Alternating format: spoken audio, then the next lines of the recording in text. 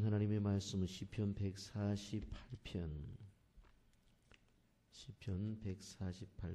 1절부터 14절의 말씀입니다.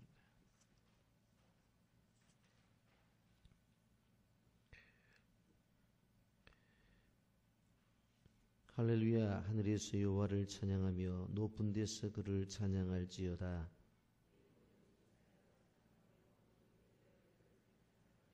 해와 달아 그를 찬양하며 밝은 별들아 다 그를 찬양할지어다.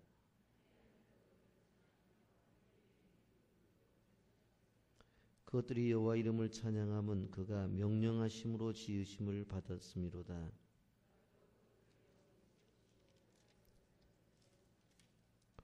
너희 용들과 바다여 땅에서 여호와를 찬양하라. 산들과 모든 작은 산과 과수와 모든 백향목이며 세상의 왕들과 모든 백성들과 고관들과 땅의 모든 재판관들이며 여호와 이름을 찬양할지어다. 그의 이름이 홀로 높으시며 그의 영광이 땅과 하늘 위에 뛰어나심이로다.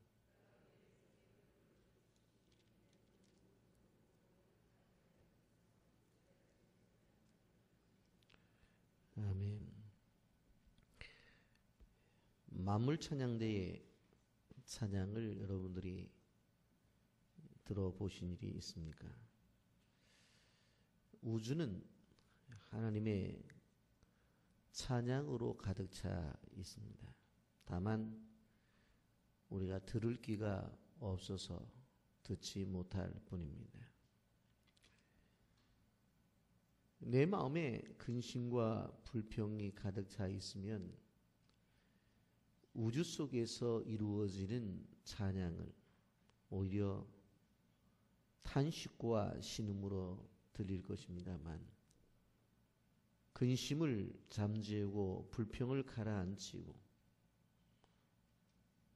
조용히 귀를 기울이면 이 우주는 신비한 화음으로 하나님을 노래하고 있음을 듣게 됩니다. 해와 달이 노래를 하고 별들이 찬양을 드리는 합창소리가 우리 영혼에 들릴 때에 우리는 무릎을 꿇고 그 창조주 하나님 앞에 영광을 돌리는 찬양대의 대원이 된다고 하는 것입니다. 바닷가에 나가 파도 소리를 들을 때에 귀를 기울이며 그 창조주를 찬미하며 그 자연의 노래와 함께 여러분들도 동참하시기를 바랍니다. 그러면 자연스럽게 주 하나님 지으신 모든 세계를 찬양하게 되고 참 아름답다라고 하는 찬양으로 함께 우리는 찬양을 드릴 수 있을 것입니다. 폭풍과 내성 번개가 우박과 함께 이 땅을 흔드는 그 밤에 창문을 열고 창조주 하나님의 소리를 들어보십시오. 여러분은 만물 찬양대의 지휘자로 초대가 되었습니다. 그리고는 이 음악회에 여러분들뿐만 아니라 이웃들을 초청해서 함께 하나님이 연주하시는 음악 감상을 들을 수가 있을 것입니다. 이 연주에는 노인과 청년과 아이들까지도 초대해서 함께 노래해야 되는 것입니다.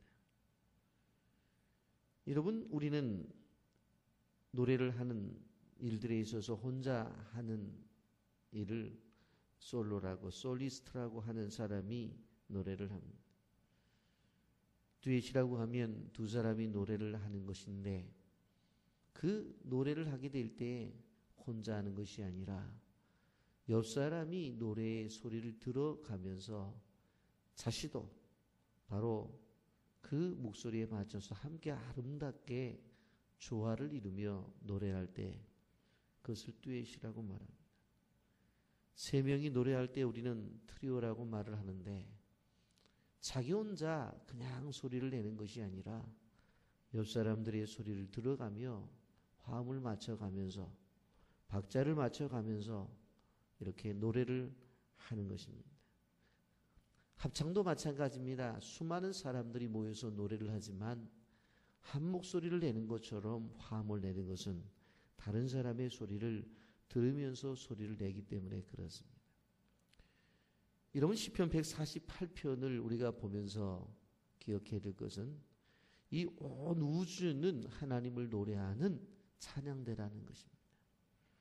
그렇다고 한다면 그 우주가 찬양하는 속에 나도 들어가서 바로 그들을 향해서 내 소리를 들으라고 요구도 하면서 또 그들이 하나님을 찬양하는 것을 들으면서 또 우리는 함께 조화를 이루어야 된다라고 하는 것입니다.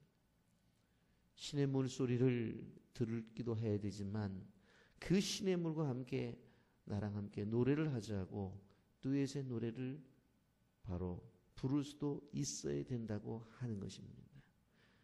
바로 천둥 번개가 치는 것을 바라보면서 무섭다고 하는 것이 아니라 이제 비가 오겠구만 그런 것이 아니라 하나님이 이 하나님의 우주 속에서 팀파니를 치면서 크게 움직이고 계시다는 생각을 하면서 하나님의 연주 소리로 들어볼 필요가 있다고 하는 것입니다. 그럴 때에 오늘 시편 148편에서 말하는 시인의 경지에 들어갈 수가 있다라고 하는 것입니다. 여러분 여기에 보면 하나님은 찬양으로 초대를 합니다. 13절 여호와 이름을 찬양할지어다. 그의 이름이 홀로 높으시며 그의 영광이 땅과 하늘 위에 뛰어나심이로다. 여러분 시편 148편은 찬송으로의 초청의 시입니다. 광대하고 우주적인. 그래서 시인은 처음에 하늘에서 나중에는 땅으로 내려오고 무생물계에서 생물계로 그리고 미물에서 다시 사람으로 발전하면서 하나님을 찬송하는 일은 온 우주 속에서 이루어져야 되는 것이다 라고 이렇게 말씀하고 있는 것을 보게 됩니다. 여러분 2절 말씀 보면 그의 모든 천사여 찬양하며 모든 군대여 라고 말을 하고 있고 3절에 해와 달아 그를 찬양하며 밝은 별들아 해와 달과 별들을 향해 찬양하라고 그렇게 말하고 있습니다. 하늘의 하늘도 찬양하고 그 위에 있는 물들도 찬양하라고 그랬어요. 그리고 또 여기에 계속 보게 되어지면 7절에 너희 용들과 바다여 땅에서 여호와를 찬양하라.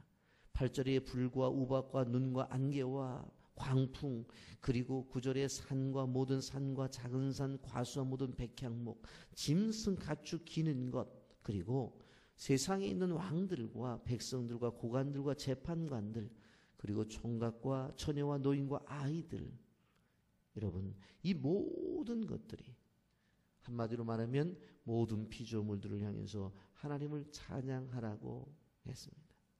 여러분 지상에서 찬양을 부르지 아니할 피조물은 없습니다. 여러분 우리가 기억해야 될 것은 이 찬양이 왜 중요한가? 여기 5절에 중요한 얘기를 하죠. 그것들이 여호와 이름을 찬양함은 그가 명령하심으로 지음을 받았음이로다. 찬양이라고 하는 것은 내가 하나님의 손길에 만들어진 존재라고 하는 고백이란 말이에요. 내가 찬양이라고 하는 것은 바로 하나님의 손에 의해서 만들어진 그러한 피조물이라는 고백이에요. 여러분이 그래서 산을 향해서 찬양을 하는 것은 산을 바라보며 찬양하는 것은 하나님 저 산을 하나님이 만드셨다는 거예요. 넓은 바다를 보면서 찬양하는 것은 하나님이 저 넓은 바다를 만드셨다는 고백이라. 우리 자신을 바라보면서 하나님 앞에 찬양을 드리는 것은 나도 하나님이 만드셨다는 거예요. 만드셨다는 거예요. 그렇기 때문에 자연 속에서 우주 속에 들어가서 함께 시내불과 함께 찬양을 하고 높은 산들을 바라보면서 함께 찬양을 하고 들짐승의 울음소리를 들으면서 찬양을 하는 이러한 찬양이라는 것은 무엇인가 하면 철저하게 창조주 하나님에 대한 인식을 하고 그 하나님에 대한 피조물로서의 자기 존재가 분명히 드러날 때 찬양을 하는. 그러니 찬송이 얼마나 중요해요. 여러분, 찬송이는 한마디로 하나님께서 우리를 향하신 그 사랑에 대한 것들을 멜로디로 담아서 고백하는 것입니다. 길거리에 피어난 노란 민들레로부터 정원에 피어난 붉은 장미들, 그리고 성악을 전공한 성악가들과, 그리고 소리는 내지 못하는 것 같지만 산과 그리고 그 속에 있는 돌들까지도 그 찬양하는 찬양의 소리를 들어야 정말로 우리가 피조물로서 하나님 앞에 온전한 존재로서 이 세상을 살아가는 그러한 의미가 있는 사람이라고 하는 것입니다. 여러분, 들판에 가을철에 몸에 부딪히며 흔들리는 갈대의 소리 속에서 하나님의 찬양의 소리를 들으셔야 돼요. 그 속에서 이곳저곳에서 숨어서 소리내는 새소리 속에서 그들이 하나님을 노래하는 것을 들어야 된다. 그 밑에서 움직이는 벌레들의 풀벌레 소리도 우리에게는 하나님의 찬양의 소리로 들려야 돼. 근데 안 돼요. 왜? 우리가 영적으로 그렇게 타락해서 그런 거예요. 그들은 하나님을 노래하고 있어요. 그들은 하나님 앞에 기도하고 있단 말이에요. 그들이 힘들어서 하나님을 향해 엎드려 고백을 하는지, 외쳐서 울부짖는지, 아니면 현실 생활 속에서 너무 행복해서 노래하든지, 그들이 어떠한 것이든지 우리가 고통을 당해서 하나님 앞에 기도하고 어떤 때는 행복해서 하나님 앞에 즐겁게 찬양을 하는 것처럼 그들도 하고 있는데 그 소리가 들려지질 않는단 말이에요. 들려지질 않아요. 왜? 우리가 영적으로 타락해서. 저는 오늘 시편 148편을 보면서 저 자신도 돌아보며 깜짝 놀랐어요. 그렇구나. 우리 찬양 그러면 사람들이 부르는 노래만 찬양이라고 생각해요. 그런데 이제 그렇지 않구나. 조금만 나가서 길가에 있는 들풀을 보면서도 그들의 찬양을 들을 수 있도록 우리가 하나님 앞에 기도해야 되겠구나. 어디서 왔다 어디로 가는지 모르는 바람 소리 속에서도 하나님을 찬양하는 자연세계의 음성을 들어야 되겠구나. 그리고 풀벌레 소리 속에서, 이제 잠에서 깨어나는 개구리들의 노래소리 속에서도 찬양 소리로 들어야겠구나. 여러분, 이렇게 만물은 찬양하고 있는데 사람들은 그걸 찬양의 소리로 못 듣고 있어요. 너무나 안타깝잖아요. 여러분, 우리는 기억해야 되는 거예요. 정말로 하늘을 바라봤더니 초상들이 떴어요. 그리고 그 초상달 옆에 뭐가 있어요? 별들과 작은 별들이 움직이고 있어요. 그곳에서 자연 속에서 움직이고 있는 아름다운 트리오의 자연의 노래를 들어야 된다고 하는 거예요. 그 속에서 피아노와 첼로와 바이올린이 연주되는 피아노 삼중주의 소리를 들어야 되는 거예요. 우리는 이 자연의 세계는 지금도 끊임없이 아침에는 태양이 뜨면서 힘차게 하나님을 노래하고 있고, 저녁이 되면 달이 뜨면서 태양과 임무교체를 하면서 그동안 수고했다고, 이제 내가 할 일이라고 하면서 그 주변에 달 옆에 별들이 뜨면서 아름답게 노래를 하고 있는데, 오직 인간만이 이기적인 생각 속에서 이 세상 속에서 노래가 사라져 버린 거예요. 여러분, 시련의 바람이 불 때 그것도 자연은 노래하고 있는 거예요. 큰 비가 내리면서 그걸 우리는 고난의 비로 우리가 생각해 봐야 돼요. 잔잔한 비가 내릴 때에 정말 우리를 향해서 내리시는 그러한 이른 비와 늦은 비로 우리는 느껴져야 돼요. 환희의 햇빛과 우리는 인생을 살아가면서 슬프면 슬픈 대로, 기쁘면 기쁜 대로 믿음의 악보를 가지고 그 속에 사랑의 가사를 넣어서 소망의 노래를 불러야 되는 존재들이잖아요. 그런데 자연세계는 그렇게 하고 있다고요, 지금. 자연세계는. 근데 누가 그렇게 못해요? 하나님의 형상대로 만들어졌다고 하는 우리 인간이 그렇게 노래를 못하고 있는 거예요. 여러분, 이러한 우주적인 찬양이 필요해요. 그래서 오늘 새벽에 나온 여러분들은 너무나 귀한 진리를 깨달았어요. 그래서 자연세계 속에 들어가서 바쁜 발걸음을 멈추고 들불에 개구리 소리가 나오면 봄이 됐구나. 자연적으로 그렇게만 생각하지 말고, 그래, 나랑 노래하자고 가던 길을 멈추고 우리 듀엣하자 하면서, 너 뭐를 할래? 나는 소프라노를 할게. 너는 엘토를 할래? 하면서 발걸음을 멈추고 그와 노래하겠다고 하는 그러한 것들이 필요하다는 거예요. 필요하다. 그럴 때 자연의 세계를 통해서 말씀하시고 그 속에서 노래하는 음성을 들을 때에 정말 하나님께서 우리에게 주시는 깊은 은혜의 경지에 한 걸음 더 나갈 수가 있다라고 하는 것입니다. 바람이 세차게 불 때 왜 이렇게 바람이 부냐고 소리를 지는 것이 아니라 그 속에서 우리도 소리를 치면서 함께 찬양을 부를 필요성이 있다라고 하는 거예요. 여러분, 그런데 찬양의 이유가 6절입니다. 그가 또 그것들을 영원히 세우시고 패하지 못할 명령을 정하셨도다. 그가 또 그것들을 영원히 세우시고 패하지 못할 명령을 정하셨도다. 월남 이생재 선생님이 YMCA 운동의 선구자였죠. 하루는 어떤 청년이 질문을 했어요. 선생님, 신문에 보니까 영국 철칠경은 100세를 산다고 큰 소리를 치고 있고 어떤 사람들은 이렇게 과학이 발달되면 120세를 산다고 말을 하는데 선생님은 몇 살까지 사실 거라고 생각합니까? 그랬더니 이상재 선생님이 이야기를 해요. 그들은 뭘 몰라. 껄껄 웃으면서 그 사람들은 사는 법을 몰라. 나는 영원히 살 거야. 그런 예수를 믿는 사람이었기 때문에 알았다. 세계적인 시사 주간 잡지를 타임지라고 말을 해요. 우리가 잘 아는 대로 타임이라는 시간이라는 뜻이죠. 왜냐하면 미국을 중심으로 해서 세계에서 각국에 일어나는 시간적으로 중요한 사건들을 보도한다는 이야기예요. 그런데 기독교계에서 이터니티라고 하는 잡지가 있어요. 이건 뭐예요? 영원이라는 뜻을 갖고 있어요. 인간의 영원성에 대해서 이야기해 주는 거예요. 여러분, 시간, 매일매일의 시간을 가지고 있는 거예요. 오늘의 시간, 그것이 내일로 연결이 돼요. 그 내일의 시간에는 모레로 연결이 되어져요. 그런데 중요한 것은 내 인생이 끝났다고 해서 시간이 멈추던가요? 아니에요. 내 인생의 시간이 멈추는 것이지 하나님의 시간은 이어지는 거예요. 내 시간은 멈추는 것이지 내 자녀를 통해서 시간은 계속되어지는 거예요. 그렇기 때문에 하나님이 우리를 향하신 영원성에 대해서는 우리는 기억하고 나가야 돼요. 영혼이라는 말은 헬라 말로 라들 에올람이라는 말을 쓰는데 종말까지. 무슨 이야기입니까? 오늘 말씀하고 있는 말씀은 이런 말씀입니다.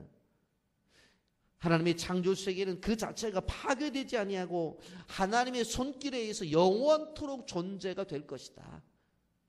저는 이 말씀을 보면서 그런 생각을 했어요. 지구의 종말을 이야기하지만 하나님은 어떻게 되어져요? 종말을 세상 사람들은 말하지만 그렇지 않구나.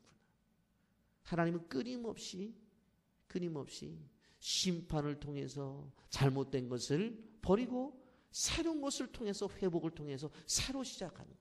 노아의 홍수 때 그랬잖아요.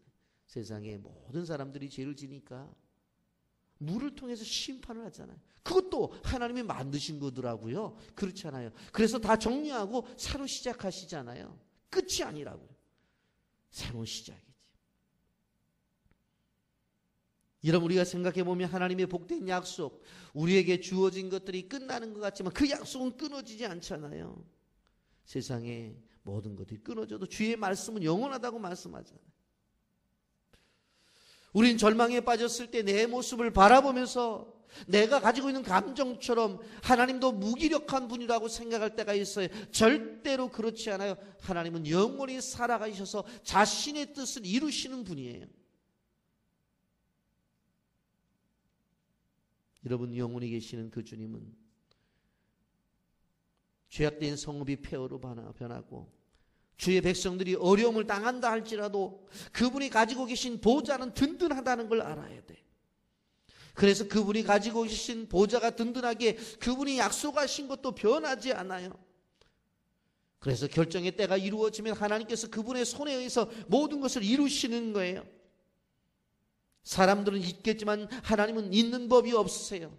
사람은 힘들면 멈추지만 하나님은 멈추시는 분이 없으세요. 하나님은 그러한 진실함을 가지고 계신 분이라는 것을 우리는 알아야 돼요.